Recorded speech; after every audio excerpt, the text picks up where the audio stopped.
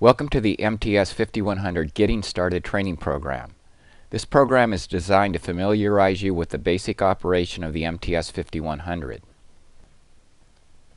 The program is designed around the use of TechView 5100 as the main training media. TechView 5100 is a PC-based software program that allows you to operate the MTS 5100 on a PC. TechView 5100 is a mirror image of the MTS 5100 screen display. The advantage here is that you get trained on two products at the same time. During the training process, you will see the indicator, shown here, moving over the various buttons and clicking to activate a function. This is the same as touching a button on the touchscreen display. Occasionally we will run the analyzer from the touchscreen display. An example of this might be running the touchscreen keyboard shown here. Next, we will show you how to run the program. From the main menu, start the training by selecting a subject area and then click the toggle switch. Next, a dialog box will appear confirming that you want to load the movie into memory. Note, these are Windows media files that are extremely large in size, so they may take some time to load. If you have space available on the hard drive, you may want to copy the CD to the hard drive while training on the MTS 5100. Because of the file size and subject matter, some sections are broken down into subsections. This example here shows the 4-channel scope broken down into 4 separate sections. Now we'll launch a movie from the sub-menu and show you how to play back and control the movie.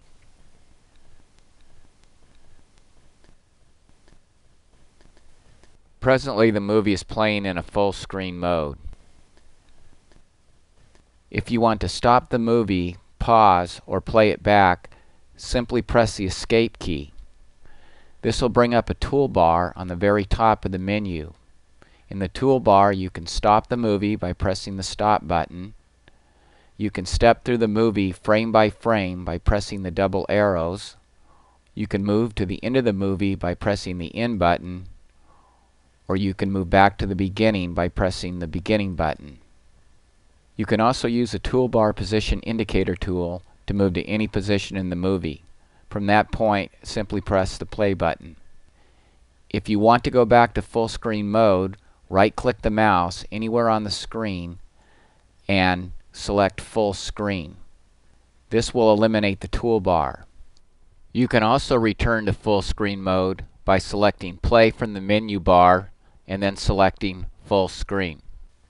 To exit the program, on the screen at any point, right-click the mouse, select Exit, and this will return you back to the menu that you launched the program from. You can also use File and then select the Exit to return back to the program menu. If a movie plays all the way to the end, it'll automatically exit and return to the program menu from where the movie was launched. Before starting this program, you should have the MTS 5100 powered up and ready to follow along during the presentation. The engine analyzer has a demo that will be set when covering the ignition secondary. This concludes this section on operating instructions.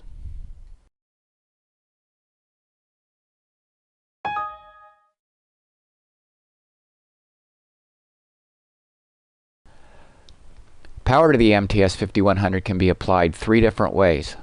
First, we can use a 12-volt adapter either in the automotive receptacle or the adapter used to hook to the battery. We can use an AC/DC power supply. And third, we have an internal battery that is used as a backup to the 12-volt system or the AC/DC system. Press the on-off button to power the tester up. The MTS 5100 has a battery management utility located in Analyzer Utilities in the Tool menu. This function maximizes the state of the charge of the battery. We'll cover the battery charging function later in this presentation. Located on the right side of the tester underneath the rubber pad is a reset button. There may be a rare instance where you may have to reset the tester. If the power on-off switch has a light red glow, use a non-metallic instrument to reset the tester.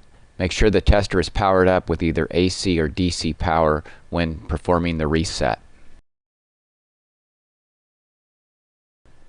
Now we'll take a look at the input devices. We'll start with the 4-channel lab scope. We have 4 color-coded leads and a black lead for ground. All our scope measurements will be made on these channels. The red lead is for graphing multimeter and component selection. The red and yellow leads are also AC coupled and will be discussed later in the lab scope section. The DVOM ports are used to measure DC voltage, AC voltage, and diode check and are displayed in the DVOM mode.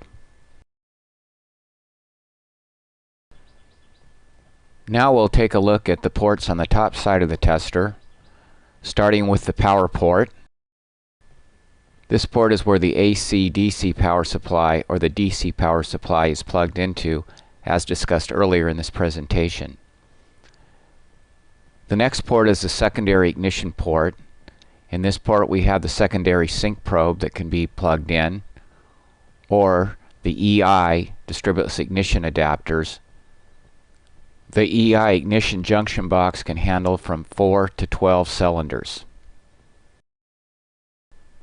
The sync port is used to connect the sync probe and uses a BNC adapter.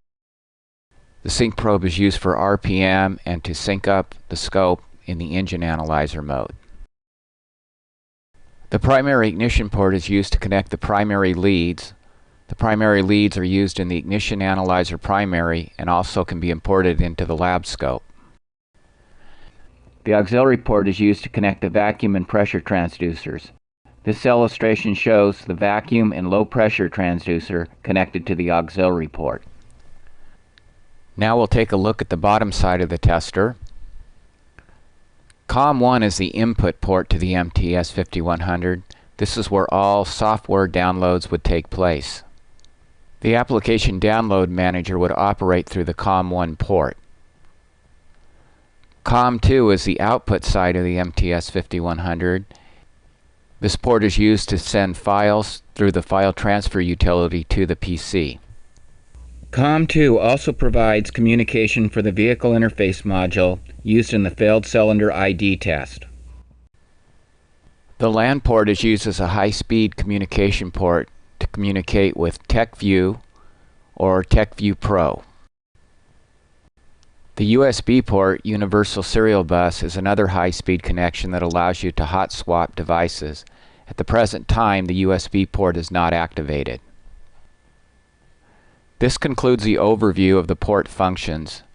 These ports will be discussed later on as we cover the specific areas of operation.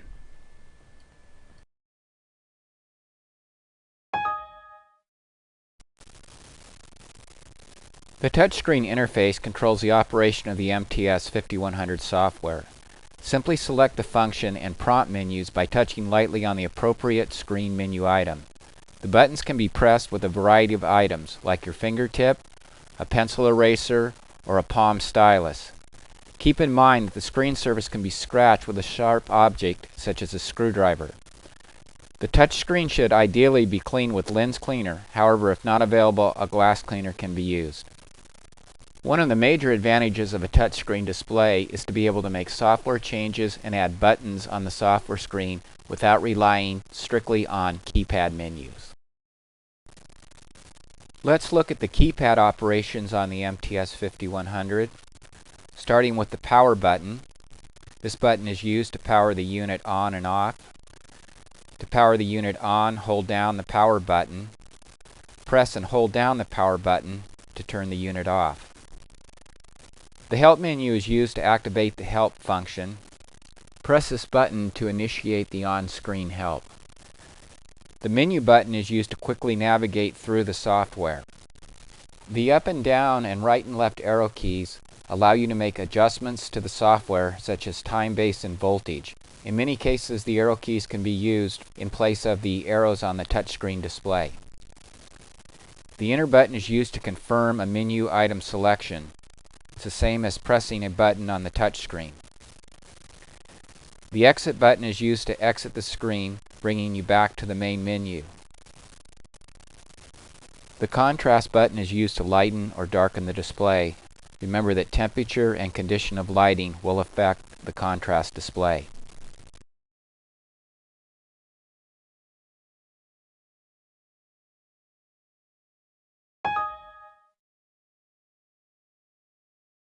Before beginning vehicle diagnostics, we need to go ahead and set the MTS 5100 up.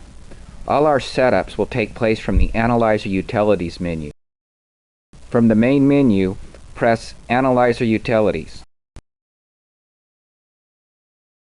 This will bring us to the Analyzer Utilities menu. We'll start with the Setup menu. To enter Setup, press the Setup button, and you'll see the Set, Date, and Time function. The MTS 5100 utilizes a date and time function in memory as part of its software function. Date and time are used to put a timestamp on files that are recorded and saved. To set the time and date, simply touch the Set Date and Time button, bringing up the Set Date Time menu. Touch the month and you will notice the font start to blink on and off. Touch the single arrow to move forward or backward 1 month at a time, or you can touch the double arrow to make longer jumps forward or backward 1 month at a time. All of the settings in the time-date function follow the same procedure. When you have finished the setup, touch the Save button to save the settings to memory. Touching the Revert button will set the time-date function back to the original setting when the unit was powered up. Once you have set the time and date functions, press the Exit button to return to the Setup menu. The backlight can be turned on and off to conserve battery power. To turn the backlight off, touch the Backlight On/Off button. Reactivate the backlight by touching the button again. Let's go ahead and show you how to configure the Network Analyzer IP address. The IP address is used to configure the MTS 5100 to function with TechView 5100 software. The application you're looking at is TechView 5100. To specify the analyzer's network address, do the following. Select the IP address option by touching the IP address field. Touch the analyzer screen numeric buttons and the left and right arrow keys to change the network IP address in the IP address field. The recommended address for TechView is 192.168.001.002. Next, select the IP mask option by touching the IP mask field. Touch the analyzer screen numeric buttons and left and right arrow keys to change the network IP address in the IP mask field. The recommended address for TechView is 255.255.255.000. Press the Save button when the setup is complete, and then press Exit to return to the Setup menu. The last setup to make is the Measurements and Settings. This function allows you to select units of measure and settings for cranking test and the ignition disabled duration. Press Units of Measure to enter the setup screen. For this example, we will change the temperature probe from Celsius to Fahrenheit. Next, press the Fahrenheit button. When you are done setting your units of measure, press the Done button to exit the menu. The ignition disable duration setup is used for the cylinder balance test. This setting will be covered in the cylinder balance section. Press the Exit button to leave the cylinder balance settings. The cranking kV setup is used for the cranking kV test. This setting will be covered in the cranking kV section. Press Exit to leave the cranking kV settings. Press Exit 3 times to return to the main menu.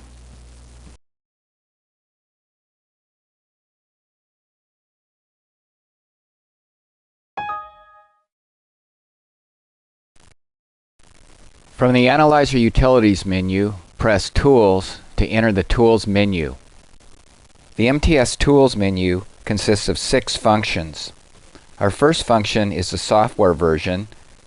Pressing the software version will give you the application version and the date of the software. Any information pertaining to the software will be on this screen. To leave this screen, press the exit button. The next button is the self-test. This menu is available to test the COM ports and the touch screen. For information on this menu, please refer to the operator's guide. Touch the calibration button to bring up the MTS 5100 calibration menu. In this menu, we can calibrate the pressure transducer, vacuum probe, auxiliary port, and the touch screen. To calibrate the vacuum probe or pressure transducer, simply select the Calibrate button and follow the instructions on the screen. To calibrate the auxiliary probe, you'll need the special adapter included with the kit. The touchscreen calibration menu goes through a specific set of instructions that requires turning the unit off and restarting it. For information on calibrating the touchscreen, just follow the instructions on this screen. Press the Charge Battery function to bring up the Battery Utility menu. Remember that the MTS 5100 will only charge the battery when the power is on. If the battery voltage falls below a specific level, the unit will automatically start charging. To force charging of the battery, press the Start Battery Charging button. This will prompt a message to tell you to begin the battery charging. To stop the battery charging, press the Stop Battery Charging button. You can also discharge the battery to recycle it as well by pushing the Start Discharge of Battery button. You will notice that the battery charging utility displays elapsed time, discharge time, and charging time. Press the Exit button to return to the Tools menu utility. The Format Internal Flash function will erase all save files in memory. This process is usually done when installing new software. This menu can also be accessed from the File Manager as well. The Enable Ignition demonstration mode allows the ignition secondary to have an artificial pattern. This pattern looks very much like a conventional secondary pattern and allows you to manipulate the data and practice using the MTS 5100 engine analyzer mode. We will be using this mode when working with secondary ignition. This concludes the setup portion of the training program. We will return to the analyzer utilities later when covering the File Manager function. Press Exit twice to return to the main menu.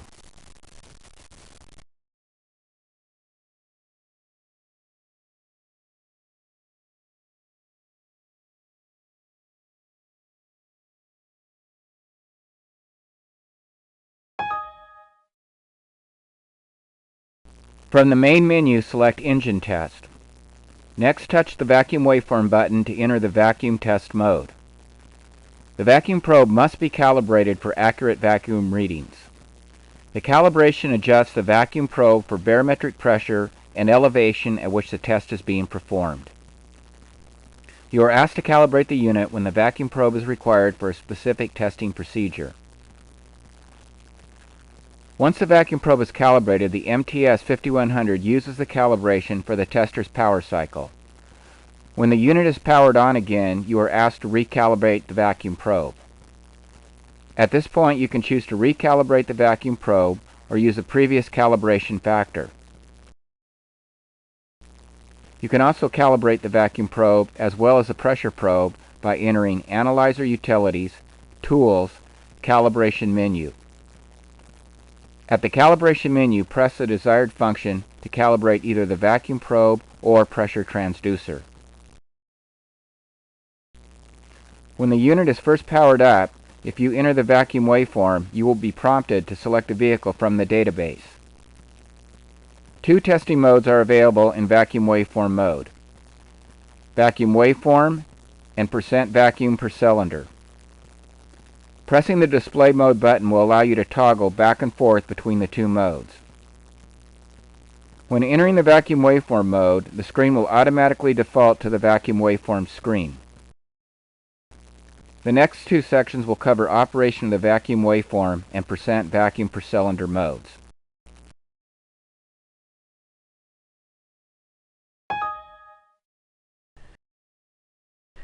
You can follow along in the display mode training module simply by going to Analyzer Utilities, selecting the Tools menu, and enabling the ignition demonstration. Select the 6-cylinder distributor type system to follow along with this presentation. The display mode allows you to select the type of pattern display of your choice.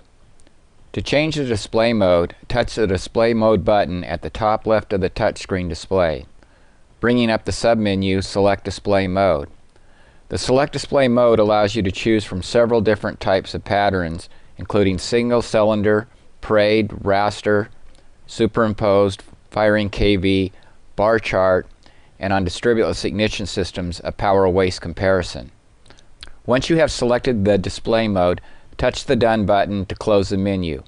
The selected pattern display is now indicated on the Display Mode button. Single cylinder display mode allows you to view the waveform characteristics of a single cylinder in the firing order. By pressing the cylinder selection button at the bottom of the touchscreen display, you have the ability to view each cylinder's waveform individually. Only one cylinder will be displayed at any one time in the single cylinder display mode. The parade display allows you to view a waveform of each cylinder in the firing order on a single screen simultaneously. Selecting a cylinder from the cylinder selection button at the bottom of the touchscreen display causes the MTS 5100 to display the selected cylinder behind the normal parade display. Pressing the same cylinder again causes the MTS 5100 to display the normal secondary display. The parade display is generally used to compare the waveforms of all cylinders in the firing order. The raster display mode allows you to view the waveform of each cylinder in the firing order on a single screen simultaneously. Selecting a cylinder from the cylinder selection buttons at the bottom of the touchscreen display causes the MTS 5100 to hide or display the selected cylinder. You may choose to display any number of cylinders on the display, but the MTS 5100 always takes into account the number of cylinders in the firing order and spaces the pattern so that all the cylinders are displayed on a single screen. You can change the spacing between the cylinder waveforms by using the pattern spacing. Pattern spacing affects all cylinders in the firing order and is not specific to your selected cylinders. To use the pattern display mode, press the Setup button from the display mode and then press the pattern spacing button. Now you can use the up and down arrows to adjust the space between the patterns. Superimposed display mode allows you to view the waveform of each cylinder in the firing order on a single screen simultaneously. Each cylinder waveform is positioned beginning with the firing spike at the trigger position. Selecting a cylinder from the cylinder selection buttons at the bottom of the touchscreen display causes the MTS 5100 to hide or display the selected cylinder. You may choose to display any number of cylinders on the display at any one time. The firing KV bar chart display mode allows you to view the voltage levels of each cylinder in the firing order on a single screen. Each cylinder's secondary voltage is displayed in a bar chart format, so it is easy to spot a cylinder voltage that does not compare with the others. All cylinders are displayed in the correct firing order at all times. Notice that the bar graphs will show the minimum and maximum voltage readings. This concludes the section on the display modes. Please refer to the next section to set up the various time base and voltage settings for the various display modes.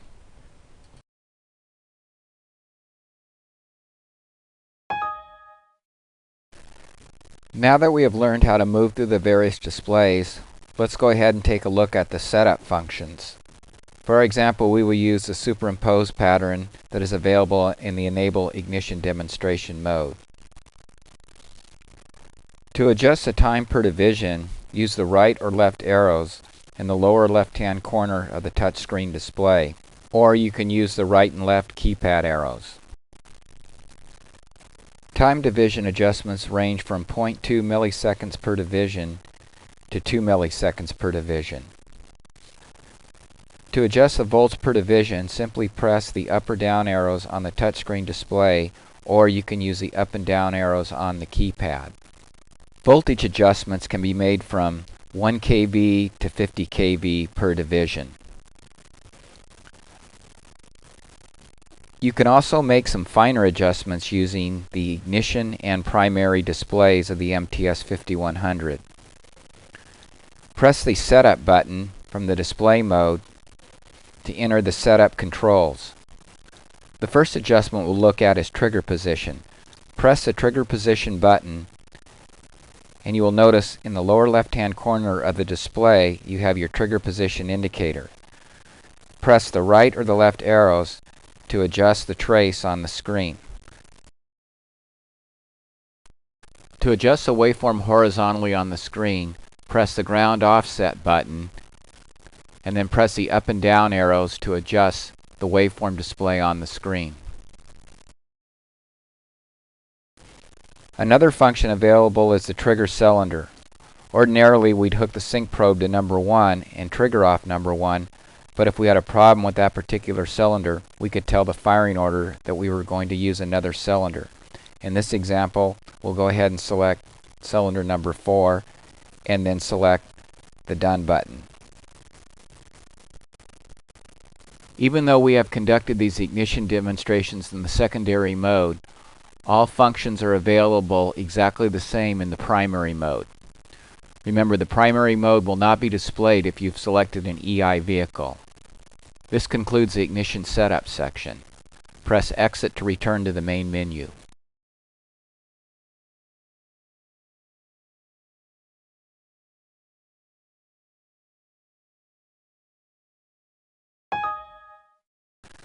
During diagnosis of a secondary ignition system, you might encounter a situation where you want to display information on a specific cylinder. For example, a P0302 would mean that you had an individual misfire on cylinder number 2. Secondary Quick Check gives you a quick and easy way to look at individual plug wires in the secondary ignition system by simply hooking up one lead. The Secondary Quick Check utilizes a pre-configured display based on secondary ignition function. The secondary ignition lead is connected to the secondary ignition port on the tester and then clamped to a plug wire. For information on hookup, simply press the Lead Help button on the secondary ignition display.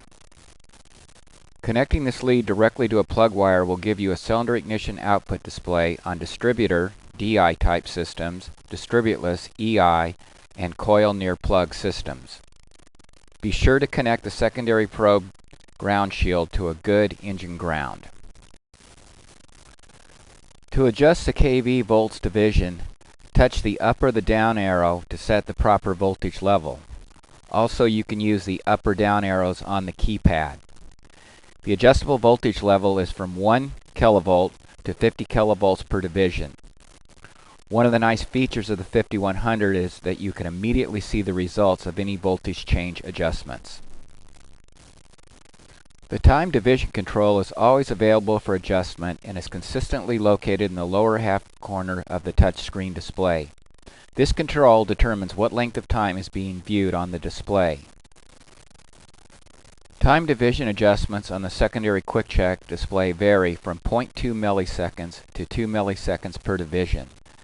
The MTS 5100 will remember previously used time division settings. However, you can change this adjustment at any time by using the right or left arrows on the keypad or the right or left arrows on the touchscreen.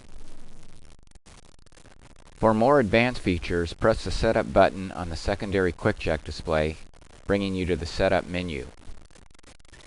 In this menu, we have the ability to set trigger position and ground offset. Trigger position enables you to move the secondary ignition pattern to the right or left of the display. The trigger position is indicated by a T and correlates to the position of the secondary ignition firing spike. This setting can be changed between 10% near the left edge of the display and 90% near the right edge of the display.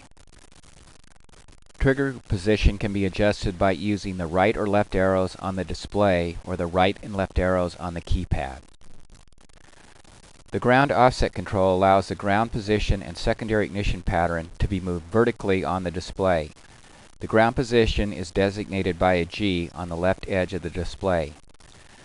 To adjust the ground position, use the up or down arrows on the keypad or the up or down arrows on the touchscreen display. One of the dynamic features of secondary quick check is on EI distributeless type systems.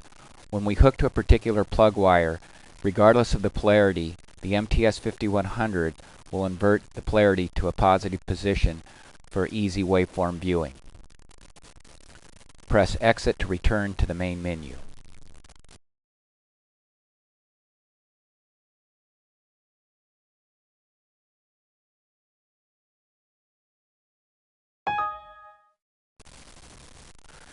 The digital volt-o-meter is a powerful diagnostic tool that allows you to determine specific values of different measurement modes. The DVOM's large display makes it ideal for measuring a variety of general signals as well as automotive signals. Once you select DVOM from the main menu, a message appears reminding you to use the DVOM inputs. To verify DVOM hookup, simply select the lead help from the DVOM menu. The visual graphic represented here gives you the exact hookup of the DVOM ports. To leave the lead help menu, select the exit button. There are 5 operating modes in the DVOM application. To select the operating modes from the DVOM menu, press the operating mode button. This will bring up the 5 operating modes. The DC voltage mode displays the DC voltage of a sampled signal in the DVOM. The MTS 5100 can measure DC voltage from 0 to 400 volts. AC voltage mode displays the AC voltage of a sampled signal in the DVOM. AC voltage can be measured from 0 to 400 volts. The resistance mode displays the impedance in a circuit. The measurement can be taken at different ranges, or you can let the 5100 automatically set the range. The continuity mode displays the continuity of a connection as follows. Open circuit if the connection is open or interrupted. Less than 400 ohms if the connection is closed or shorted. The diode check displays the forward voltage across a diode in the DVOM mode. The tester sends a small current through the diode to test the voltage. Depending on the diode type, the voltage should be about 0.3 to 0.7 volts. An open circuit is displayed when the diode is defective or when the test leads are reversed. Let's go ahead and take a look at the DVOM controls. We'll start with the minimum, average, and maximum values. Ongoing minimum, average, and maximum values are displayed from the start of the measurement until its rest point. Each data value is compared to the existing minimum and maximum values and includes an averaging calculation. To reset the min-max values, simply press the reset button. Next, we'll go ahead and look at the measurement range adjustment. Press the measurement range button to bring up the display. You'll notice on our voltage scale we have the ability to go from 400 millivolts to 400 volts, or simply select the auto range and let the DVOM make the adjustments itself. If we select any of the voltage scales and exit, the MTS 5100 will remember the last voltage range selected. For more information on the DVOM, please consult the operator's guide. Press Exit to return to the main menu.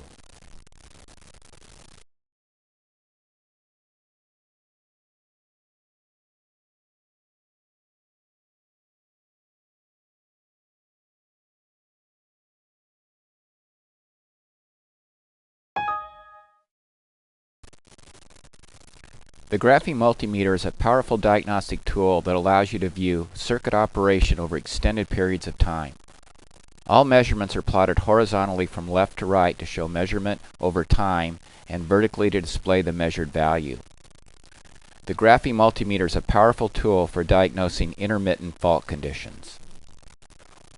When entering the graphing multimeter mode, you will be instructed to use channel 1, the red lead, and ground of the oscilloscope channels. The operating mode button, located at the top left, allows you to access the Select Operating Mode menu to choose the signal to be measured by the graphing multimeter. The page up and page down buttons scroll through the menu a page at a time, allowing faster access to the menu items. Measurements that can be made with the graphing multimeter are DC voltage, frequency, DC low current and high current, pulse width, duty cycle, RPM, temperature, and vacuum pressure units. The lead help is very critical in this menu because of the different types of leads that can be hooked up in the graphing multimeter mode. For our example, we'll select DC voltage and then select the lead help. In this example, we show the red lead probing a sensor and the black lead on vehicle ground. Moving back to our operating mode menu, we'll go ahead and select DC low current. And now we'll select lead help. Now we see a hookup showing a current probe. Let's go ahead and take a look at the graphing multimeter controls. For our example, we'll use frequency as our measurement. From the operating mode menu, select frequency and then press the Done button.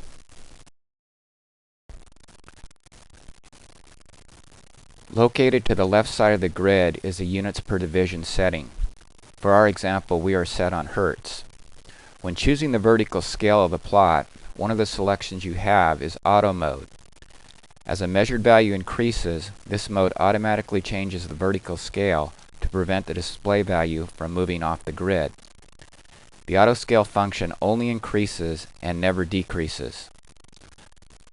This is to allow the data to remain on the grid at all times.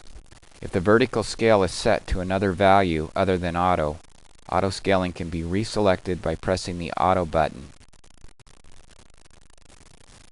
To change the units per division manually, select the up or down arrows, or you can use the up or down arrows on the keypad. When changing to a fixed scale and exiting, the MTS 5100 will remember the last setting. When re-entering the graphing multimeter mode for diagnostics, make sure that the initial setting is in the auto mode. The time divisions located in the lower left corner of the display range from 0.5 seconds per division to 50 seconds per division. You can use the touchscreen display or the right and left arrows on the keypad to adjust the time per division. Use a longer time division setting for intermittent problem testing. When the failure occurs, simply touch the freeze button to stop the trace and verify the problem. A special glitch capture mode is available for measurements of DC voltage, DC low current, and DC high current mode. The glitch capture mode enables you to capture and display very short duration voltage spikes. The glitch on-off button is located below the operating mode button. The current setting is indicated in the upper right of the display screen. Once glitch is selected, the MTS 5100 automatically sets up the glitch capture mode. The primary difference between normal mode and glitch capture operation is the active sampling rate. In the normal mode, the sampling rate changes as the time division adjustment is changed. In glitch capture mode, the sampling rate is always 6 megasamples a second. For our example, we've used the waveform board and activated the glitch. You notice when I select the glitch capture mode how the voltage spike is displayed. This is a valuable tool for detecting intermittent spikes that can cause drivability symptoms.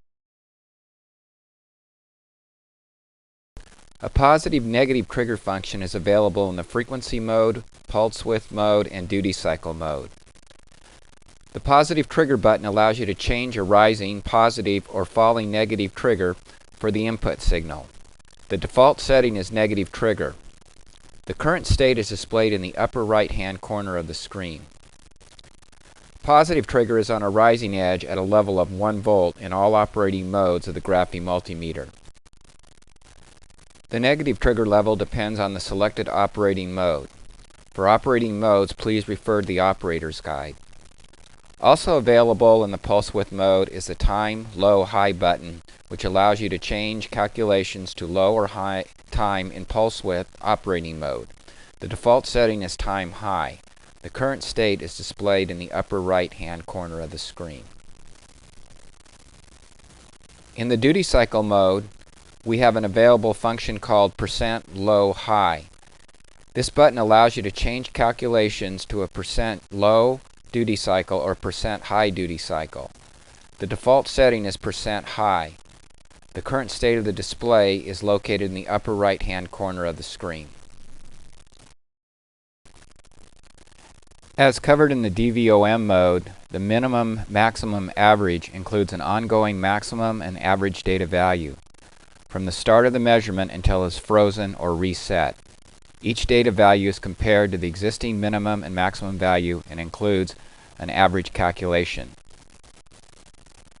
When the reset button is pressed, the minimum, maximum, and average data values and the plotted data are reset and the measurement starts over. The 1.8 software release adds vacuum and pressure measurements to the Graphy multimeter. The vacuum and pressure measurements operate with the same control settings used in the DC voltage operating mode. The only difference is that there is no glitch mode available in the vacuum and pressure measurements. This screen shows a vacuum signal having 15 inches of vacuum applied. The units of measurements are in inches of vacuum instead of voltage. For more information on the Graphy multimeter, please consult the MTS Operator's Guide.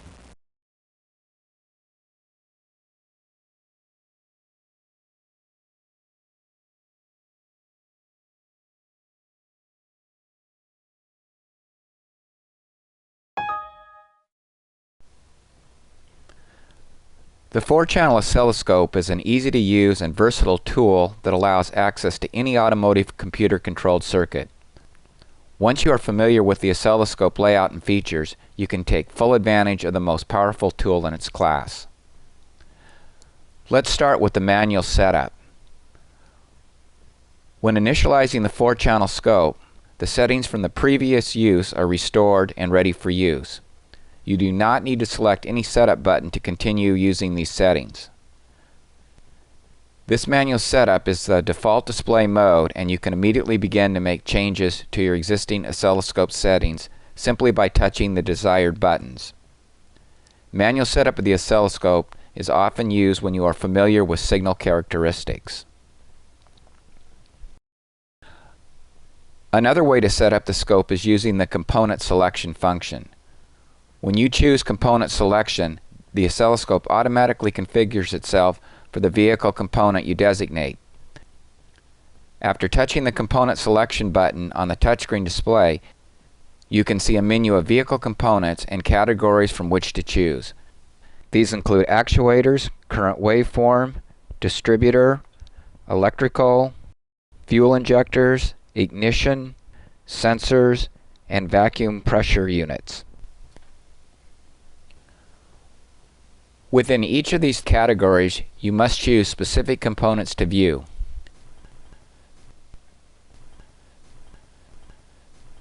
Based on your selection, the oscilloscope automatically sets the scaling, trigger type, trigger level, time base, and coupling for the expected signal. When using the component selection, selecting current waveforms will change the readings from volts per division to amps per division. Component selection determines the oscilloscope channels to be used. Be sure your leads are correctly connected to the appropriate channels. Channel 1 is used for individual signals such as TPS voltage, while channels 1 and 2 are used for multiple signals displayed simultaneously. Secondary ignition patterns and sync probe patterns are reassigned to channels 1 and 2. Another advantage of component selection is the ability to look at an example waveform.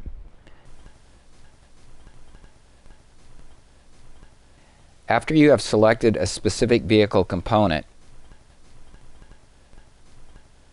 press the Freeze button and the Example Waveform button appears. Example Waveform is only available in the selected component. While viewing the example waveform, you have the option of printing the example waveform, recalling a previously saved waveform, or returning to the previous display, or returning to view live data by touching the Run button again. To recall a waveform, you must have previously saved a file. File saving and recalling will be covered later in this presentation. Another situation may occur where you have correctly configured the scope but see no waveform on the touchscreen display. The Signal Finder provides a quick and easy way to find the signal and display it. Signal Finder examines the input signal and automatically adjusts the settings for your selected channels in order to display the signal. Be sure that the channel is on and the test leads are connected to the correct test port. Signal Finder adjusts the volts per division, the ground offset, and trigger level settings for the signal. This concludes the section on 4-channel scope setup.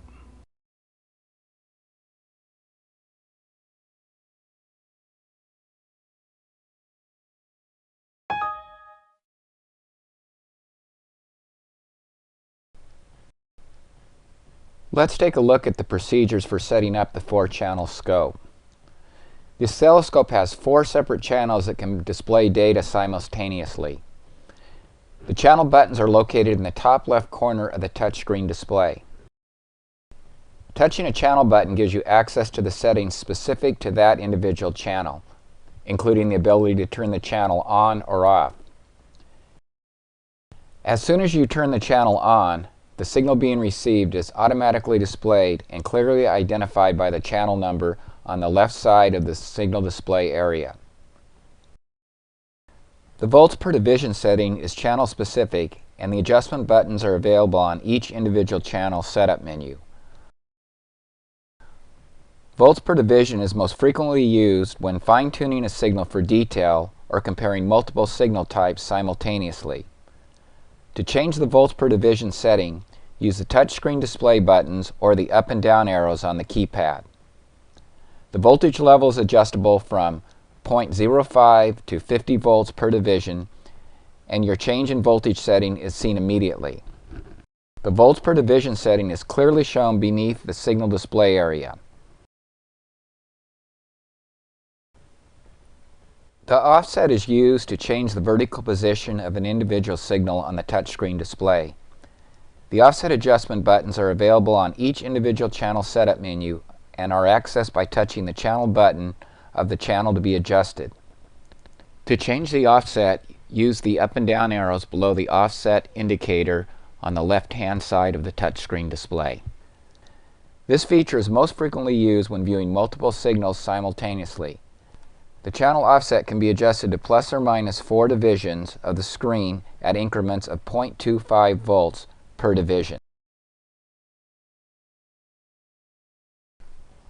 Let's take a look at the AC-DC coupling mode. Selecting the correct type of coupling mode for your signal is important for accurate testing. The signal coupling buttons are available on each individual channel setup menu and are located on the left side of the touchscreen display. DC coupling mode displays both AC and DC components of the signal. This is the default setting for all 4 oscilloscope channels. The setting of your signal coupling is displayed at all times beneath the signal display area next to the channel's volts per division information.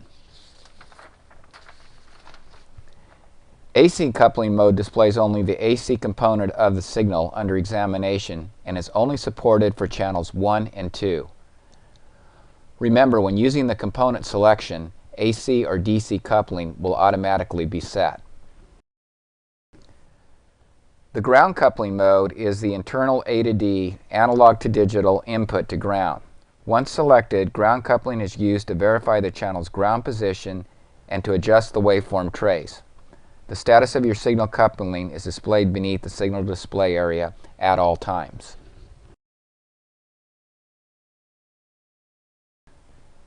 The time per division control is always available for adjustment and is continuously located in the lower left-hand corner of the display. This control determines what length of time is being viewed on the display. Adjustments can be made using the touchscreen display or the right and left arrow keypad buttons. Time division is adjustable from 20 seconds per division to 20 microseconds per division, and your change in time division is seen immediately. The time division selection that you use is dependent on the type of waveform you are looking at and the characteristics of the waveform you wish to view. When viewing a waveform with a high frequency, such as a mass airflow sensor, a fast time division setting is used. When viewing a voltage trace or a waveform with a slow frequency or a voltage change, such as an O2 sensor or a TPS, a slow time division setting is used. In some cases, viewing a waveform at too slow a time-based division can result in frequency distortion. As you slow down the time per division settings, you increase the time between samples, which allows the data to be missed and not displayed. Use slower time bases to compare signal relationships and faster time bases to look for detail.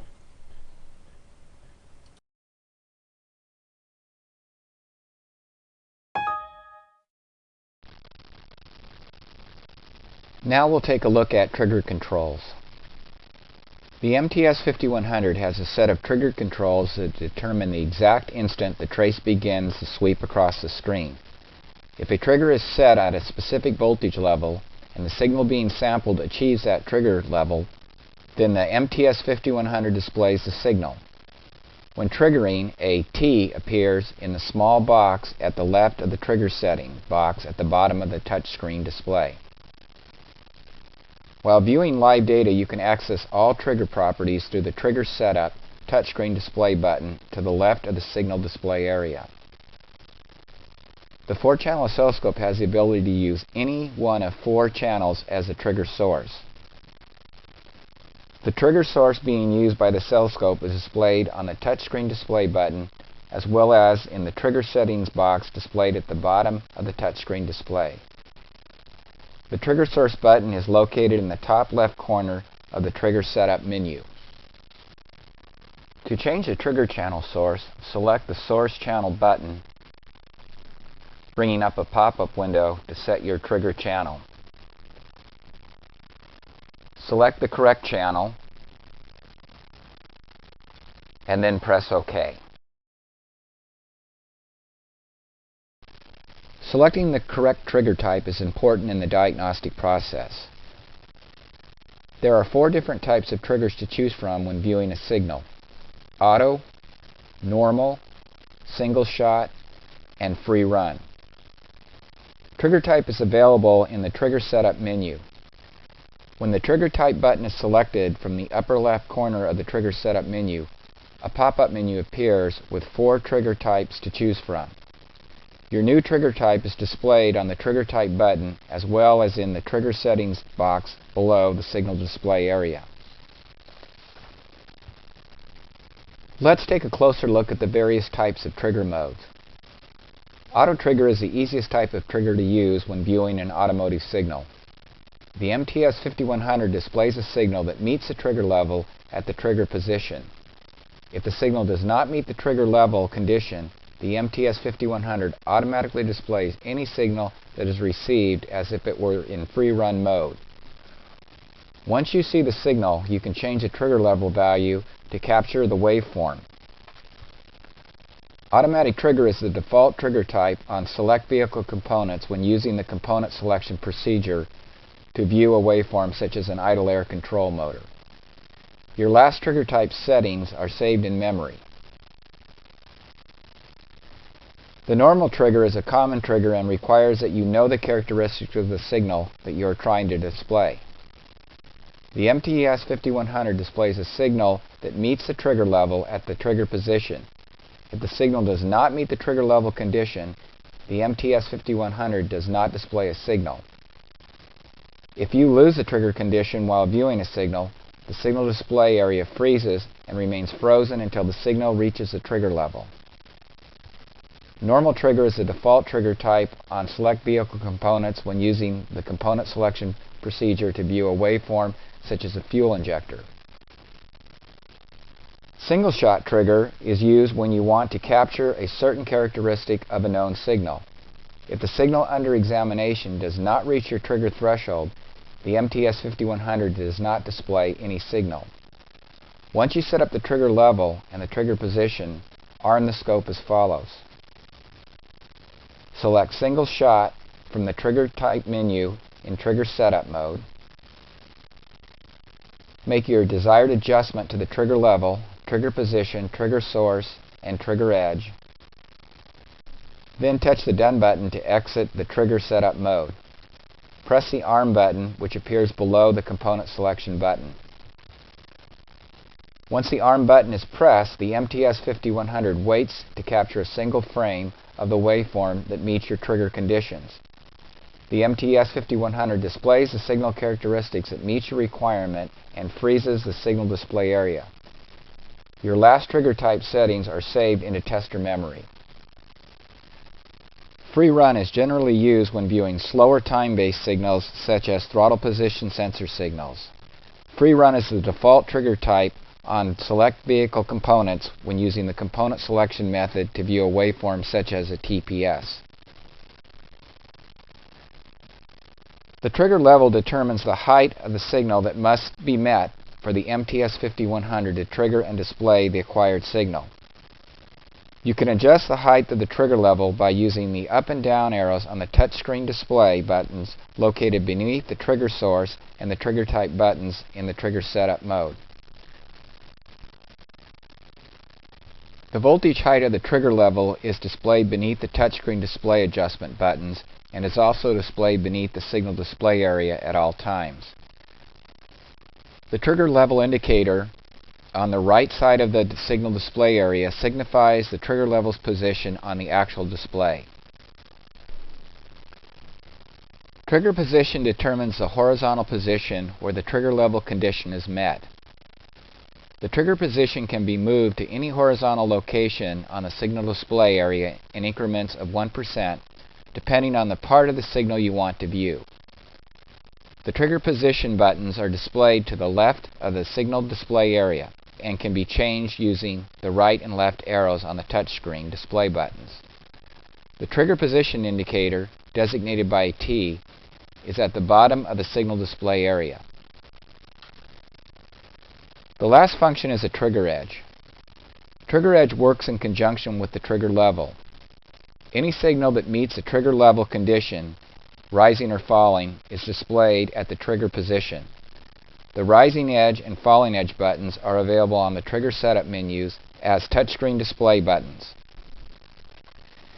If the rising edge is selected, only a rising signal that reaches the trigger level and transition to that voltage from a lower voltage meets the trigger conditions and is displayed. A falling edge trigger works just the opposite.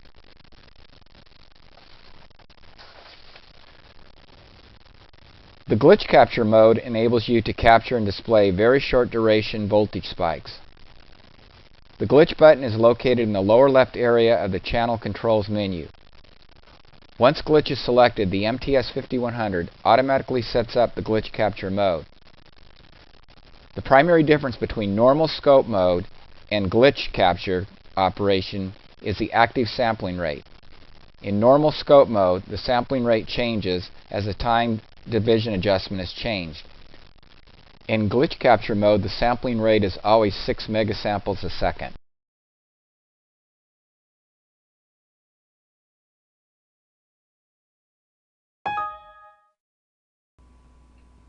In the oscilloscope live mode, freeze mode, and playback mode, you can enable 2 horizontal and 2 vertical cursors to make precise measurements of waveforms displayed on the grid.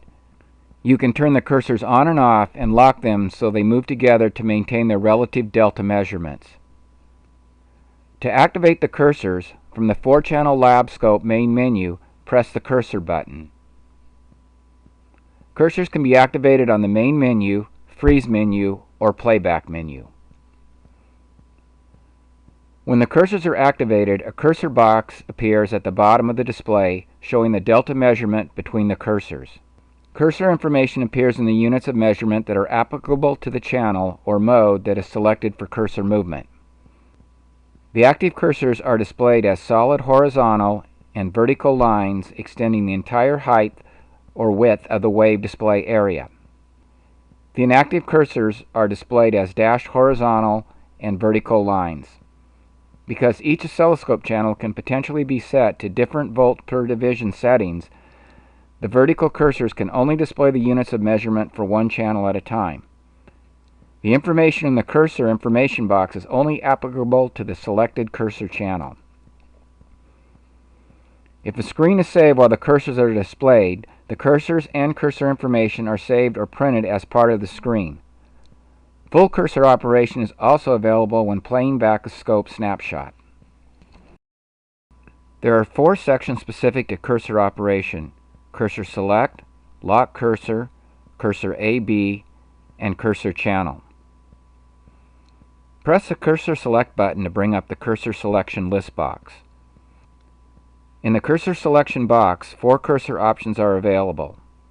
Cursors off, no cursors appear on the display screen.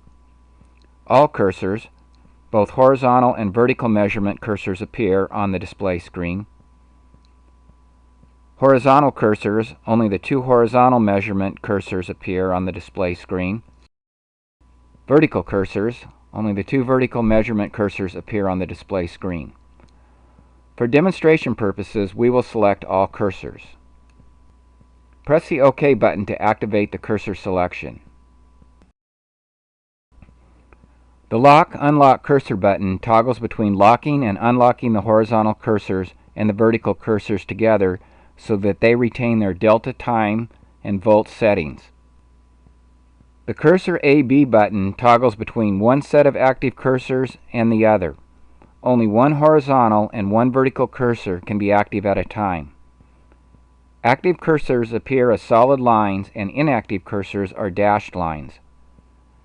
Notice that cursor A is now the active cursor. Pressing the cursor A button will now change to cursor B, and cursor B will now be the active cursor. At the top left of the cursor menu are the cursor channel selection buttons for each of the 4 scope channels. These buttons allow you to select the channel that the cursors will be scaled to. Channels that are not turned on or are shaded cannot be selected. Selecting a cursor channel scales the units of measurement to the selected channel.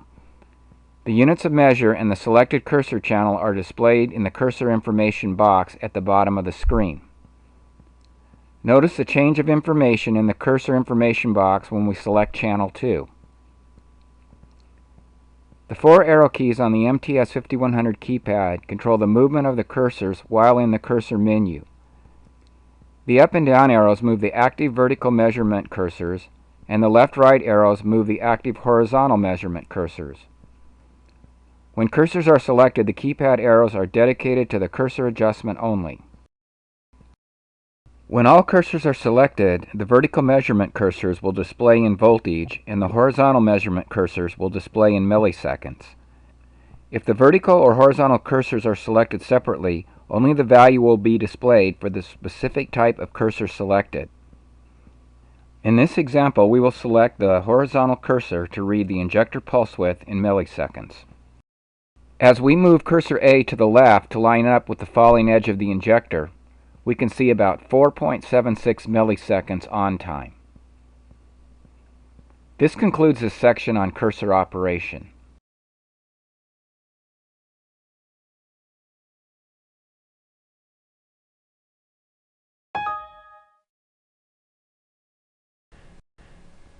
Engineering mode is an advanced oscilloscope feature that allows you to mix other inputs with the 4-channel scope.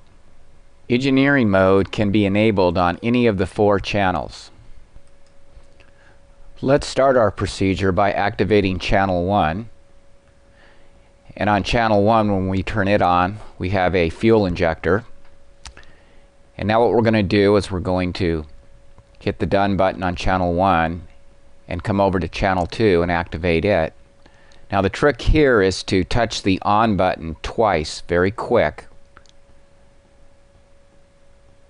This will bring up the select channel source. Here we have RPM, secondary 1, secondary 2, primary, and our expansion 1 and 2 slots for our vacuum and pressure inputs. For our example, we're going to bring a primary channel in and bring that in with the fuel injector on channel 1. Now we can see on channel 2 that we have a primary ignition pattern, and we'll go and use the offset to adjust the trace a little bit. Then we'll select Done. Now we notice how the inductive kicks in the primary are jumping in and out. A way to correct that is to go up to the glitch finder, turn the glitch finder on, and now we have a very accurate pattern with both primary and fuel injection.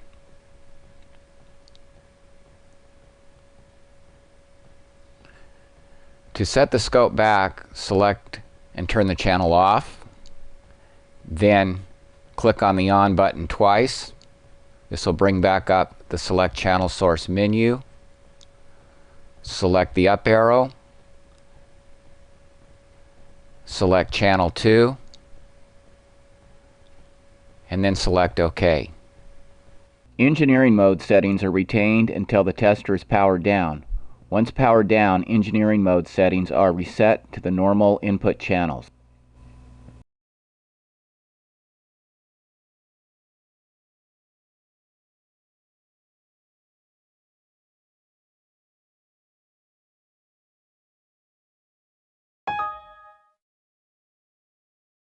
From the main menu, select Engine Test.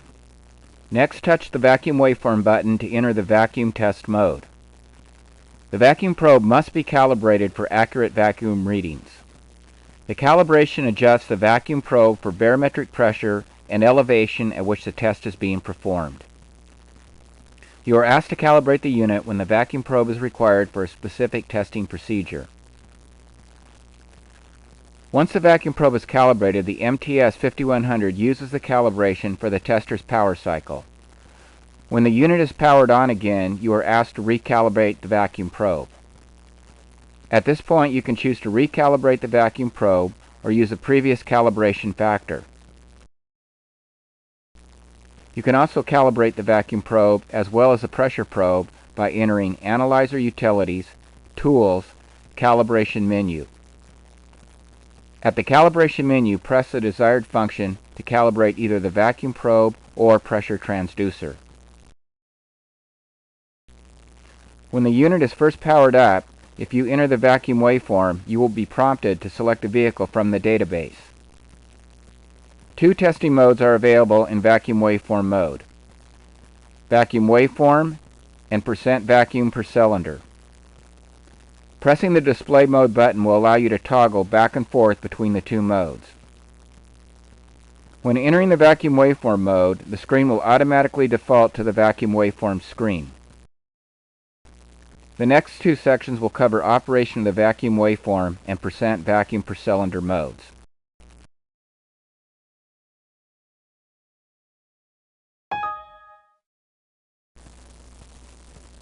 The vacuum waveform display mode allows you to view the vacuum waveforms of each cylinder in the firing order on a single screen simultaneously. The cylinders are listed in the order of the engine's intake events. The vacuum waveform display is generally used to compare the vacuum of all cylinders in the firing order. High vacuum, low pressure, is displayed as a downward slope, and low vacuum, high pressure, is displayed as an upward slope. Let's take a look at the settings in the vacuum waveform display. To start, we'll look at the units per division. To adjust the units per division, touch the up or down arrow on the touchscreen, or you can use the up or down arrows on the keypad. The range of adjustable vacuum levels is dependent on the units of measure you have selected. You can immediately see the results of any units of measure adjustments. Units of either inches of vacuum or centimeters of vacuum can be selected for any of the vacuum displays. The units that you wish to use can be selected from the Units of Measure screen located in Analyzer Utilities, Setup, Measurements and Settings, Units of Measure. The smoothing function allows you to dampen the oscillations in the vacuum waveform signal. To adjust the smoothing, touch the right or left arrow buttons to set the smoothing to the desired level. You can also use the right and left arrows on the touchpad. 4 settings are available: off, low, medium, and high. You can immediately see the results of any smoothing adjustments. Now we'll take a closer look at the setup functions. The setup button on the main menu is part of the default setup controls for the MTS 5100 vacuum modes. Selecting the setup button gives you access to the trigger cylinder and offset button functions. The sync probe provides a cylinder reference signal when connected to the spark plug wire of the trigger cylinder. The trigger cylinder defaults to cylinder number 1, but can be changed to any cylinder in the firing order. For example, cylinder number 1 may be difficult to access or may not be operating properly. Regardless of the selected trigger cylinder, the vacuum waveform is displayed in the order of the engine intake events. In the vacuum waveform display mode, the trigger cylinder is indicated by a T. Note: when testing an EI system, only cylinder number 1 and its companion are available as the trigger cylinders. The ground offset control allows the ground position and vacuum waveform to be moved vertically on the display. The button must be pressed before using the up and down arrows. Once you have made your desired setup changes, touch the main button to return to the default set of controls on the display mode screen. Besides the lead help, which was discussed earlier, we also have the Show Vehicle button. The Show button displays the selected vehicle information. Remember, when using the mechanical test function, you must select a vehicle from the Vehicle Select menu. Other features available on the vacuum waveform display are the display for RPM and inches of vacuum in a digital number, the ability to freeze and save or print a waveform. We also have the ability to use the Snapshot mode, which will be covered later in this program. This concludes the section on vacuum waveform.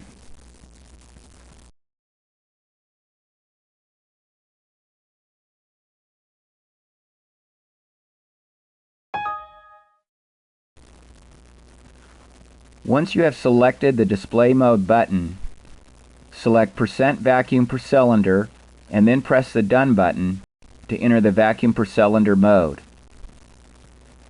Vacuum per cylinder display mode allows you to view the peak vacuum of each cylinder in the firing order in a bar chart format. The cylinders are listed in the order of the engine's intake events. The vacuum per cylinder display is generally used to compare each cylinder's mechanical ability to produce vacuum. The MTS 5100 calculates the highest cylinder vacuum and sets that value near or at 100%. Looking closer at the display, we can see indicators next to the bar graph showing low vacuum and high vacuum. The display will also show live, minimum, maximum, and average value readings in %.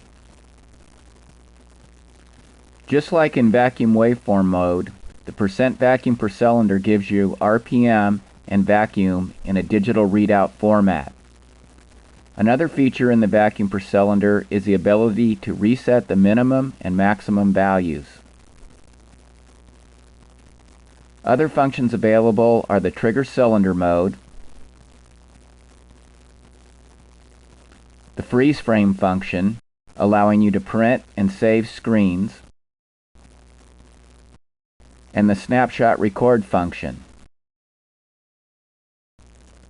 Here is an example of what a cylinder with low vacuum might look like in the vacuum per cylinder display mode. To return to the vacuum waveform function, simply press the Display Mode button. This concludes this section on the percent vacuum per cylinder display.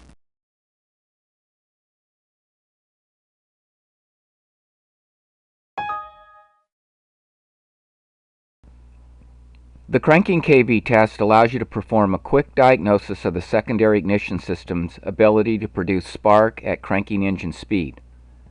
This test gives you simple results along with detailed information about the health of the secondary ignition system. To select the cranking kV test, do the following. From the main menu, press the Engine Test button. Press the Cranking kV Test button on the Engine Test menu. Select the vehicle under test from the vehicle selection process. For our example, we will use the previously selected vehicle.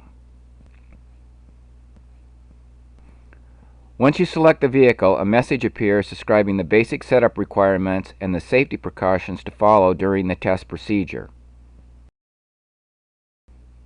Press the Continue button. After you press the Continue button, you see the Cranking kV test. This screen shows a standard bar chart display showing live kV levels as shaded bars for each cylinder. The cylinder number is displayed below the data for each cylinder in the firing order. The bars grow from bottom to top. As a measured value increases, auto-scaling automatically changes the vertical scale to prevent the display value from moving off the grid. Pressing Lead Help displays a graphic of the appropriate lead setup for the selected vehicle. For our example, we'll select a standard ignition system. Pressing the Trigger Cylinder display displays a Select Trigger list box where you can select the appropriate trigger cylinder. Pressing Cylinder Help displays the appropriate cylinder layout graphic for the selected vehicle. Engine information, including ignition type and trigger cylinder selection, are displayed in the lower left corner of the test screen. In the lower right corner of the test screen, live RPM readings are displayed whenever RPM is detected. Otherwise, no signal is displayed. The test timer is displayed below the RPM. This timer counts down the test duration when the cranking kV test is being performed to let you know how long to crank the engine. The test becomes active when the Start Test button is pressed and the RPM is detected. You can adjust the duration of the test by entering the Cranking Test Setup screen in the Analyzer Utilities menu. Test setup will be covered at the end of this section. The Check Sync Probe message appears below the other engine data. If it appears during the test duration, it means you have lost your sync signal and the test duration is not complete. If the sync probe signal is lost during the test, the message "Duration not met, crank engine for entire test" is displayed in the results screen. Pressing Exit cancels the cranking kV test mode and returns you to the Engine Test menu. Pressing Help takes you to the appropriate section of the help file. When the Start Test button is pressed, all data currently displayed on the test screen is reset. You are prompted to start cranking the engine, and the tester begins collecting data. When the test message appears, the test begins monitoring inputs to detect a cranking engine. When the ignition signals are detected, data begins to be collected. The test timer begins counting down as soon as the engine cranking is detected. As soon as the test timer reaches 0, the Stop Cranking Engine message appears. After the test is complete, the results are displayed in bar chart format on the results screen. The top of the results screen looks very much like the test screen, including the minimum, maximum, and average kV results for each cylinder. The bars represent the average kV detected for each cylinder during the test. Minimum, maximum, and average kV values collected during the test are listed numerically below each cylinder bar. Maximum and minimum kV values are represented by tick marks on each cylinder bar. In the center of the lower portion of the results screen appears a message indicating if the test passed or failed. If the test fails, the reason for the failure is displayed below in the test fail message. The average RPM reading for the test is displayed in the lower right. The average kV reading for the test is also displayed in the lower right. This average is the sum of each cylinder's individual average values divided by the number of cylinders. The cranking kV threshold you selected in the cranking test setup is displayed in the lower right. The retest button returns you to the test screen to start the cranking kV test again. The Save button saves the current results screen to memory as a bitmap image. You are prompted to enter notes using the Edit Notes keyboard. Pressing the Print button causes the Print Screen Options list box to appear. The cranking test setup screen enables you to set the cranking kV threshold and the test duration. From the MTS 5100 main menu, select the following path to open the setup screen: Analyzer Utilities, Setup, Measurements and Setting, and then Cranking Test Setup. The Cranking Test Setup screen allows you to select several options. Select the kV threshold from 2 to 12 volts in 1 kV increments using the up and down arrows. The standard default value is 7 kV. Select the test duration from 5 to 15 seconds in 1 second increments using the left and right arrows. The default value is 10 seconds. To set back to the default settings, select the button to reset the threshold and test duration to the factory set defaults. The factory defaults are 7 kV and 10 seconds. Press the Continue button to save the current settings and return to the MTS 5100 Measurements and Settings menu. Press the Cancel button to revert the settings that were last saved and return to the MTS 5100 Measurements and Settings menu. This concludes this section on the cranking kV test.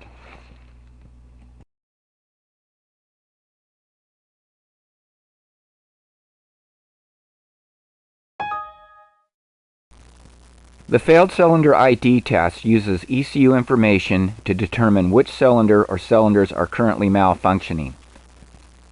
Some of the advantages of this test are using onboard diagnostic programming to make accurate decisions about the status of powertrain operation, and employing the ECU's freeze-frame data to be able to operate the vehicle at the same conditions that were present when the problem occurred. The MTS 5100 queries the ECU to obtain specific information, which it then processes to determine areas of failure, which are then displayed in the test results. The test uses the standard communication protocols for vehicles and passenger cars and light-duty trucks manufactured since 1996. To enter the test mode, press Engine Test on the main menu. From the Engine Test menu, press Cylinder Test. Under the Failed Cylinder Test menu, press Failed Cylinder ID. As in other test modes, the Vehicle Configuration menu will appear. In addition to the standard methods for selecting a vehicle, a fourth option is available for the Failed Cylinder ID test, as well as for VIN notes.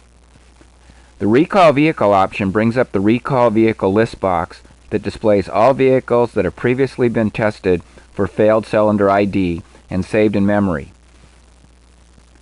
You can select a vehicle from the list for retesting and adding additional tests to the same test log file. For our example, we will recall a previously tested vehicle. Highlight the vehicle you wish to retest and click Done. The Vehicle Confirmation menu appears. Once you have selected the vehicle, click Yes to confirm your choice, and the test setup message appears. For the tester setup, simply push the Lead Help button to bring up a connection diagram. Press the Exit button to leave the Lead Help menu. Ensure that all setup tasks have been performed and then press the OK button. Once the vehicle has been selected, the MTS 5100 begins communicating with the vehicle. You will see a message indicating communication is being established with the vehicle and a message that data is being requested. Establishing communication and requesting data can take up to 2 minutes to complete. Once vehicle data is received, the Enter VIN Notes screen appears. The Enter VIN Notes screen is similar to other Enter Notes screens used in the MTS 5100. In addition to a different name for the screen, there is also a display of the vehicle's VIN number, which is acquired from the ECU on some vehicle applications. Once you have entered the information on the VIN Notes screen and created a new file or appended an existing file, the tester saves all the current preset data to memory. You are then instructed to clear the codes before running the failed cylinder ID test. In order to operate the vehicle under the conditions that exhibit a misfire condition, the ECU must be cleared of any stored diagnostic information. Before the ECU memory is cleared, all of the DTC and freeze frame data is saved in the newly created or appended file to be used with the test results. Now press the Clear Codes button to clear DTCs and freeze frame data from the vehicle. Once the codes are cleared, the failed cylinder ID test can begin and the Start Engine message is displayed.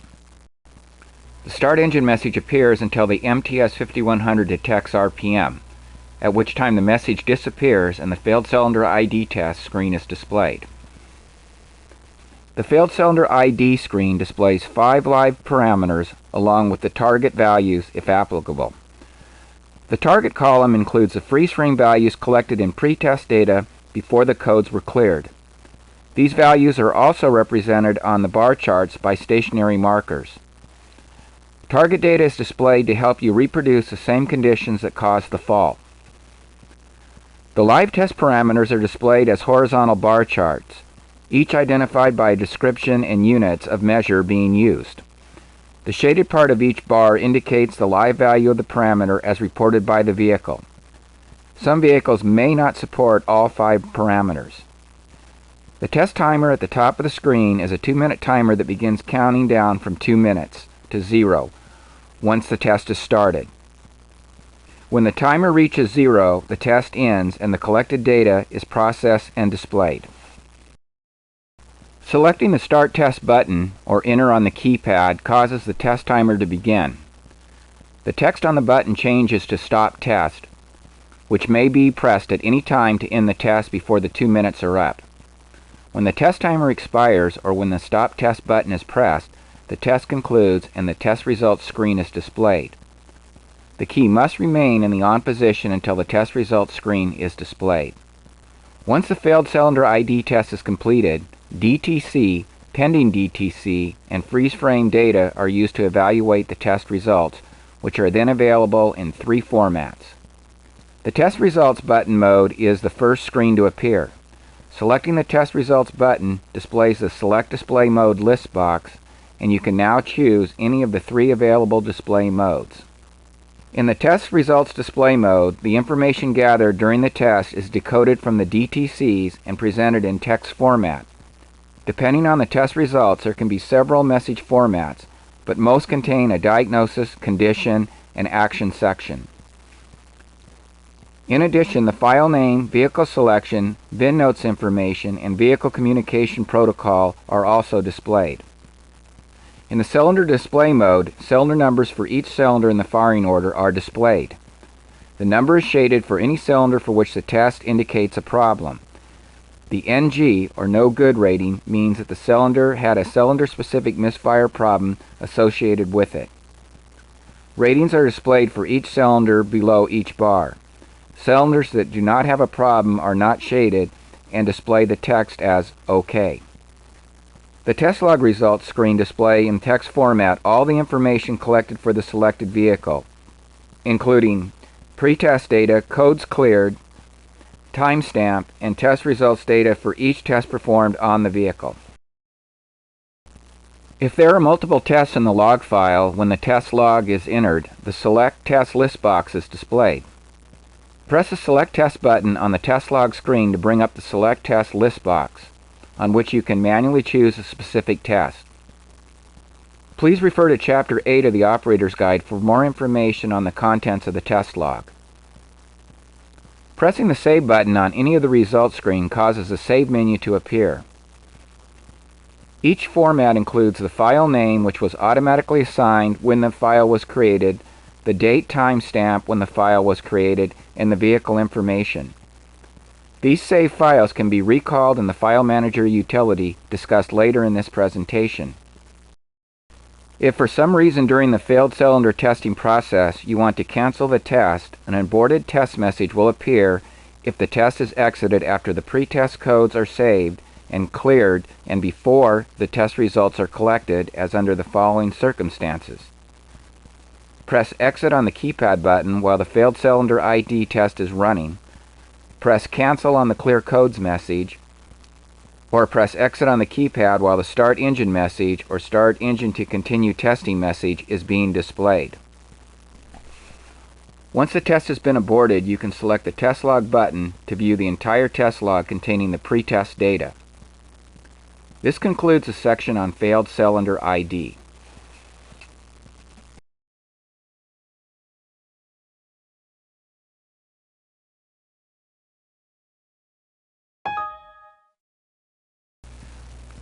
The cylinder balance mode enables you to test and rate each cylinder on vehicles with DI systems.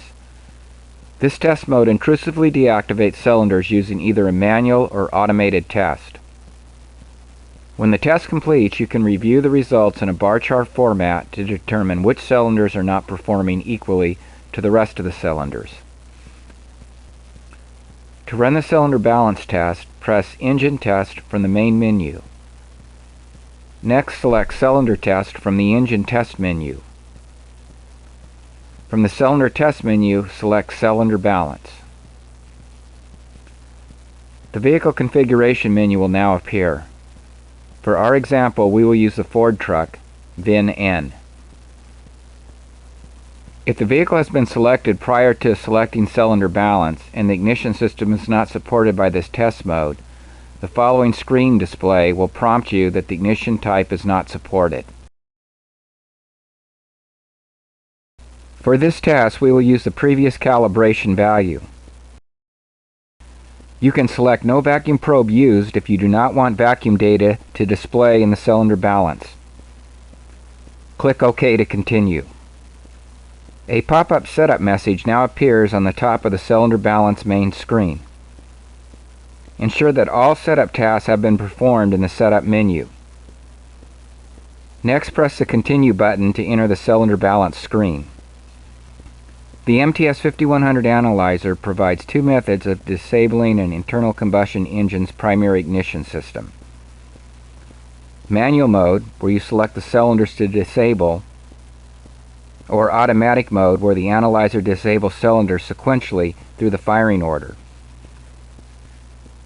To change test modes, press the Test Mode button in the lower left of the screen.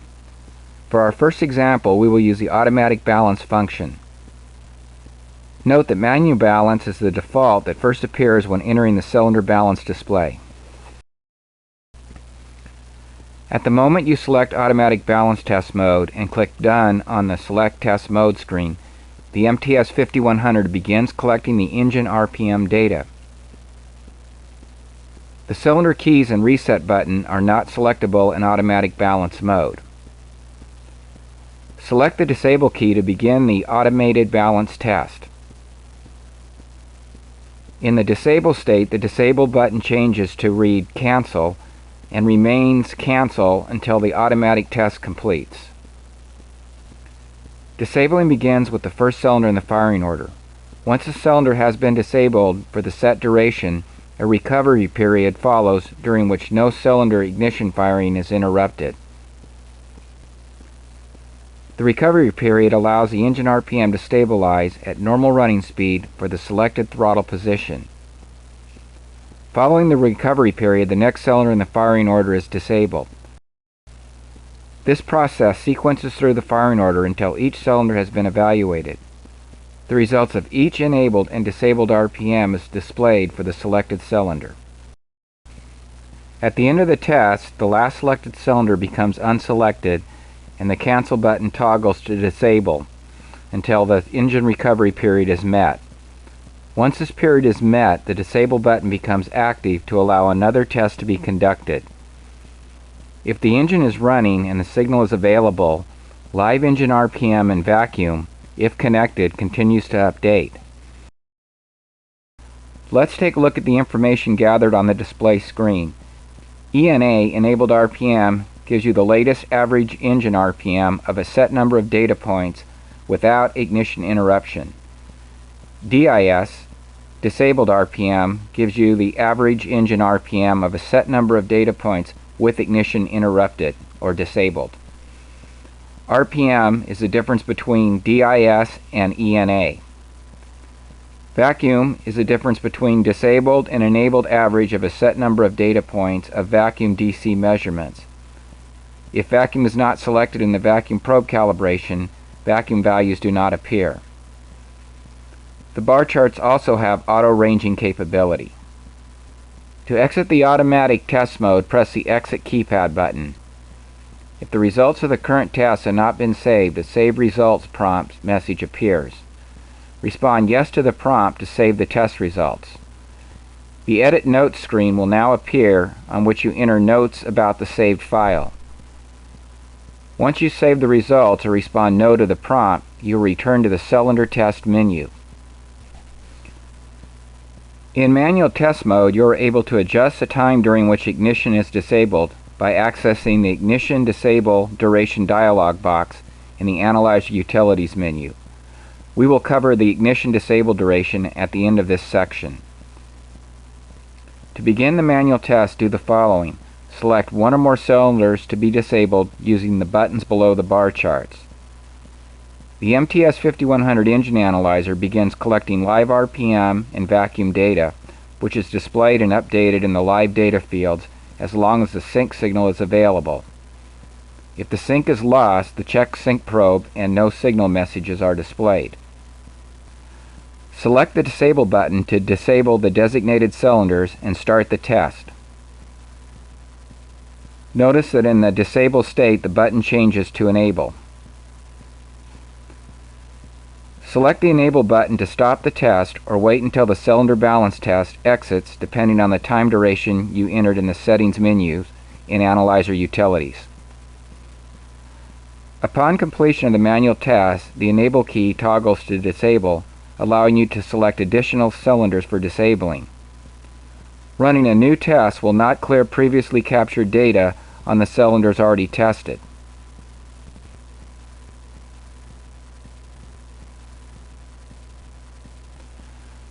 Pressing the Freeze button stops the test readings from refreshing. Live RPM and live vacuum data stop updating, and the last captured value is frozen on the display screen. The Enable button disappears from the display and the Test Mode button toggles to inactive. The frozen message flashes at 1-second intervals and the following buttons are available: Print, Save, Run, and Recall. The Print button brings up the Print Screen Options list box in which you can select from the print functions including normal, draft, and data-only print options. The Save button saves the current screen to memory as a bitmap file and can be recalled from the File Manager utility. The Run button returns you to the previous bar chart display without saving the current test results. The Recall button is active only if there are one or more saved files in memory. The ignition disable duration is accessed from the Analyzer Utilities, Setup, Measurements, and then Settings menu. Press the Ignition Disable Duration menu to bring up the Setup screen. Ignition Disable Duration only works in the manual cylinder balance mode. Ignition Disable Duration can be set from a minimum of 5 seconds to a maximum of 10 seconds. The default setting is 10 seconds. Once you have set the duration time, press the Continue button to apply the new settings. Press the Exit button 3 times to return to the main menu.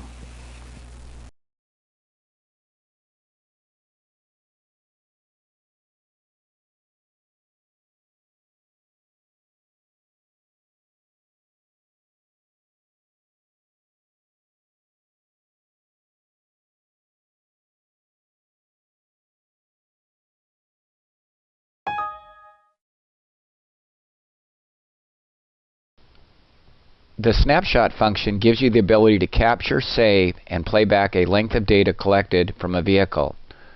When a snapshot is captured, the MTS 5100 collects data from the vehicle for the length of time you select. Snapshots can be played back in real time or carefully examined by scrolling through the snapshot manually. Snapshots can be captured and played back in secondary ignition, primary ignition, 4-channel oscilloscope, mechanical test, and graphing multimeter modes. Snapshots that are captured in primary, secondary, and mechanical testing can be played back in any display mode you choose, allowing for a great deal of flexibility when examining waveforms. For demonstration purposes, we'll cover the snapshot mode using the secondary ignition function. From the display mode menu, press the snapshot button to bring up the snapshot setup screen. First, we'll start with the trigger point. Use the trigger point setting to identify the point in time that you want the tester to collect data. The MTS 5100 has an adjustable trigger point that allows you to capture as much pre- or post data as you want.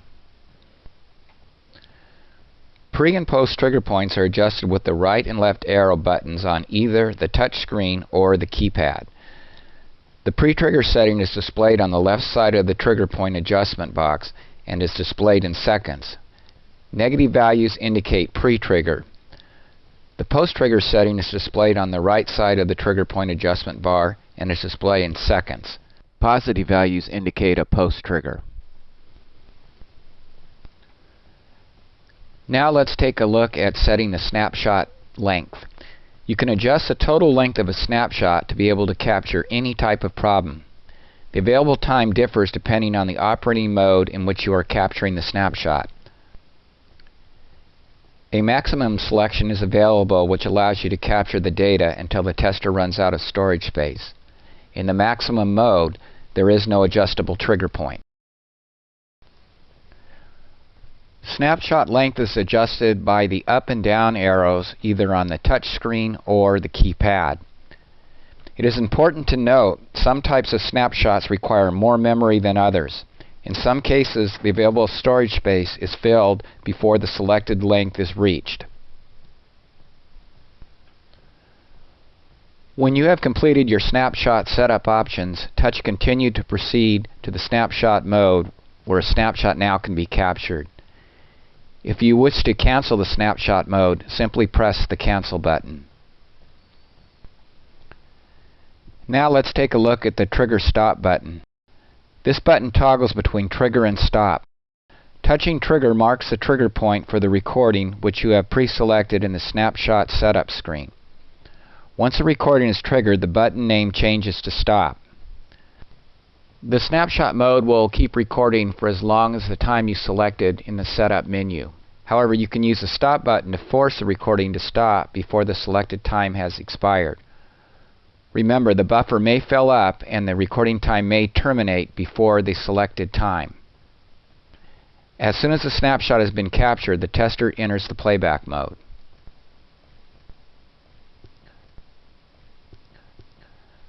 The Play-Stop toggle button starts and stops the real-time playback of the snapshot. Once the play button is pressed, the button changes to the stop button. Touching the play button starts the playback of the snapshot from the beginning of the file. The snapshot file plays back exactly as it was recorded. The stop button stops the playback and returns the snapshot to the beginning of the file. When the stop button is pressed, it changes back to the play button. Now we'll take a look at the progress indicator located in the upper right hand side of the display. In the progress indicator, you notice that we start out with negative frames. All frames are recorded in seconds. And over on the right hand side, this is the total recording time of the frames, counting both the negative frames and the positive frames. To freeze a frame at any time, simply press the freeze button. This will stop the frame at that particular point in time. Press the run button again to continue on from that frame point. You can also use Enter to continue on instead of the Run button.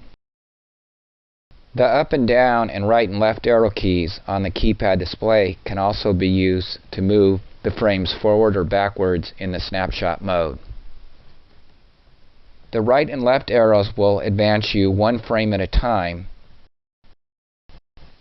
The up and down arrows on the keypad jump forward and backward through the snapshot in increments of 1/5 of the total length of the snapshot time. When scrolling through the progress indicator, a 0 position is the exact time that the triggering started. Any frames minus are before the trigger point, and any frames plus are after the trigger point. A unique feature of the MTS 5100 is the ability to manipulate the recorded data. Unlike many other engine analyzers that just capture screens, the MTS 5100 allows you to view the data in various modes. For our example, we'll go to the display mode and select raster. Now we'll go ahead and notice here that the data has been changed from a paraded mode to a rasterized mode. In this mode, we also have the ability to change the voltage scale. We can also see our information displayed in bar graph mode as well. As we just noticed, during the playback mode, you are allowed to adjust some of the operating mode settings. The following modes are adjustable.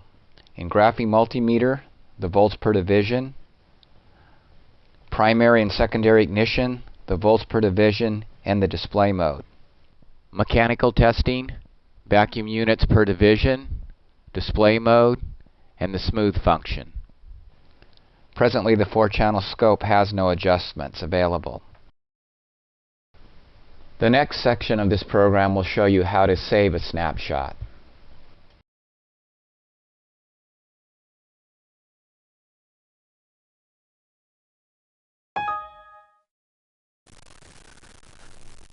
The Save button allows you to either save the complete snapshot to memory or extract a signal screen capture from the snapshot in a bitmap format. Only one snapshot can be saved for each operating mode. The Save Snapshot function saves the complete snapshot to memory where it can be recalled and viewed from the File Manager. To start the File Save function, from the Playback menu, select the Save button, bringing up the Save Options menu. Next, press Save Snapshot and then press the Done button. An Edit Notes window will come up where you can make notes before the file is saved to the File Manager. In this case, we'll put in idle 1. Then we go ahead and press Enter to save the file. An individual capture of the snapshot file can be saved in a bitmap format. To capture an individual screen, press the Play button from the Playback menu and then select Freeze. Now select Save, and the current screen will be saved to memory. Once again, we get the Edit Notes screen and we can make notes on this particular bitmap. To recall the saved bitmap from the snapshot file, press the Exit button twice, bringing you back to the display mode. Then press the Freeze button. Then press Recall. And now we can recall the data from the buffer. We'll go ahead and select file number 1. Press OK. And now we can see the recalled file displayed on the screen. We can also recall files using the File Manager, which will be discussed later on in this presentation. Remember, bitmap files can be recalled directly in the program you're in. Snapshot files must be recalled from the File Manager.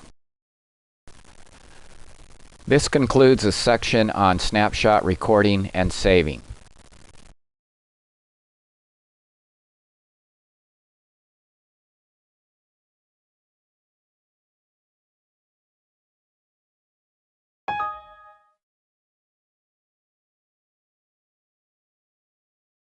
The file management system of the MTS 5100 allows you to view and manipulate saved image files and saved snapshot files by using the following functions: viewing saved files, deleting one or multiple files, viewing detailed information about a file, adding information about a file, formatting the internal flash, and searching files for keywords.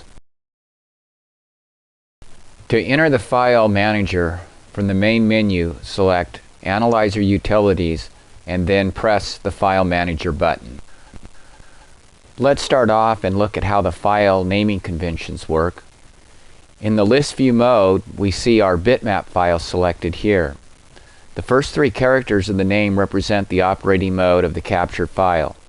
For example, IGN for ignition, GMM for graphing multimeter, and SCP for 4-channel scope.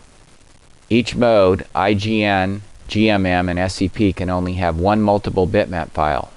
In our example, we show the GMM1 and GMM2. Using the file menu controls located at the bottom right of the screen, select the Snapshot button to bring up the snapshot files. Remember, here we can only have one snapshot for each type of function. One for ignition, one for the SCP, which is the scope, and one for GMM. The extension here, RPB, means recorded playback. The File Manager displays in the lower left portion of the screen the total capacity for free space and total number of files. The capacity indicates the total capacity of the bitmap or snapshot memory. The bitmap memory has total capacity of 512 kilobytes, and the snapshot memory has a total capacity of 1270 kilobytes. The free space indicates the unused space that is available for saving, and the total files indicates the total number of files that are saved to memory. The List View button displays just the file name of each file, allowing more files to be viewed on the screen. The Detailed View button displays the detailed information about each file.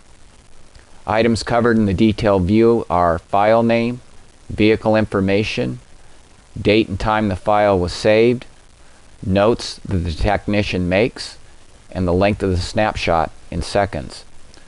When in the Detailed View, the button title changes to List View to enable you to return to the List View screen.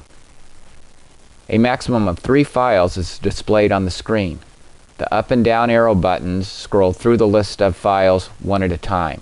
The page up and down button scrolls through the page 3 files at a time. The View File button lets you display the saved snapshot or saved bitmap file. This function is available in both List, View, and Detailed View screens. To view a particular file, press the file name and then press the Enter button or the View File button to display the file.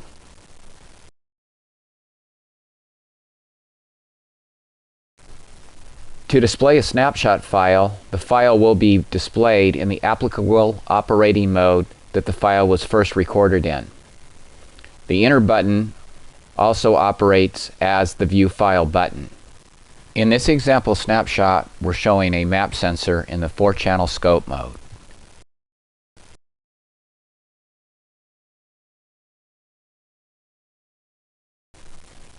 The Edit Notes function lets you input or delete text in the Notes field of the particular file.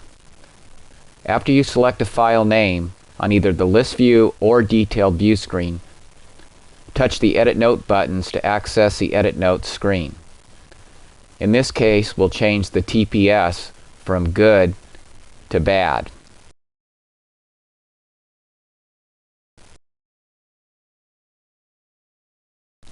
The keyboard is designed as a standard computer keyboard with backspace, enter, and shift keys. The File Manager also contains a File Utilities menu control. The following buttons appear on the screen in the File Management System when the Utilities menu button is selected. These utilities are used to manage the files saved in the system. The search button allows you to search through all the information about the saved files. File name, vehicle information, and notes can be used using keywords to search the various files. If you enter more than one keyword, separate each word with a space. The search matches any word within the keyword string. For instance, if you enter cylinder failure, your results will include in any file which the string cylinder failure occurs. For our example, we'll go ahead and select the word map to find out how many files come up with the word map in them. In our example, we see that one file came up in the bitmap selection for an intermittent map sensor. This function also works exactly the same for snapshot mode. To refresh the complete file directory, simply press the exit button. The Format Internal Flash button allows you to format the internal flash memory and erase all the files. You are warned that formatting causes all saved files to be lost. Sometimes this procedure is necessary when installing software updates on the MTS 5100. The delete function allows you to delete a single file or multiple files. Touch the file names on the list view or the detailed view menu, then touch the delete button on the utilities menu. An information message on the screen appears showing the number of files selected and asking you to confirm the deletion process. To delete, press OK. Otherwise, press Cancel. The 1.8 software adds vacuum screenshots to the File Manager utility. Besides Ignition, Scope, and GMM, we've also added Vacuum. Also available in the 1.8 software release, we can see that we've added a snapshot for vacuum as well. All screen and snapshot save functions work the same for vacuum as all other formats. The version 2.0 software release adds new functionality to the File Manager. New bitmap screen captures have been added for failed cylinder ID test, cranking KV test, and the cylinder balance test. New bitmap file formats are CBT for cylinder balance, FCI for failed cylinder ID, and CKK for cranking KV test. This example shows accessing a screen capture on a cylinder balance test. Another addition to the 2.0 release is the addition of the FCI Failed Cylinder ID button. Pressing this button gives you access to the Failed Cylinder ID test logs. In this example, we will select FCI2 and then press the View File button. Next, we will select Test 2 from the log and press the OK button. We now have full access to the test results and logs as covered in the Failed Cylinder ID section. When viewing test results, make sure that you use the down arrow to see if there is more text information contained in the file. The up arrow will allow you to scroll back up. This function also works directly in the Failed Cylinder ID test. Press the exit button twice to leave the File Manager.